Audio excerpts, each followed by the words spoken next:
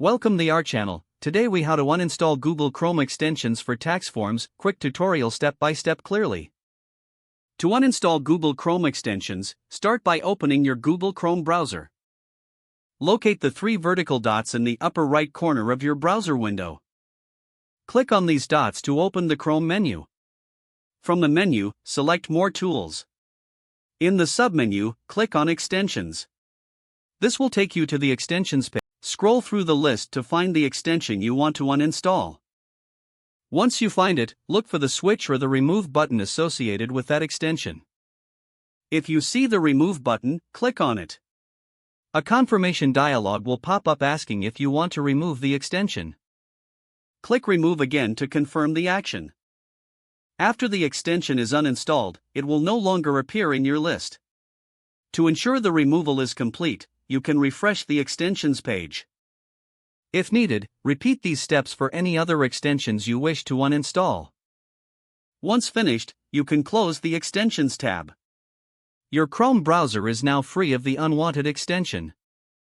This process helps streamline your browser for tasks like filling out tax forms. Remember to check back periodically to manage your extensions effectively. If the page does not load, refresh the browser or try again in a private or incognito window. Make sure you are using the correct email address, then retype it carefully to avoid small typos. If your password is not accepted, use the reset option and create a new strong password you can remember. Check your spam folder for verification or security emails, then complete any requested confirmation steps. Enable two-factor authentication if available to improve account security and reduce unauthorized access risk. After signing in, review your profile details so your contact information and settings are accurate and current. If you see an error message, note it down and try again after restarting your device and internet connection. Log out when you finish, especially on shared devices, to keep your account and payment information secure. If the page does not load, refresh the browser or try again in a private or incognito window.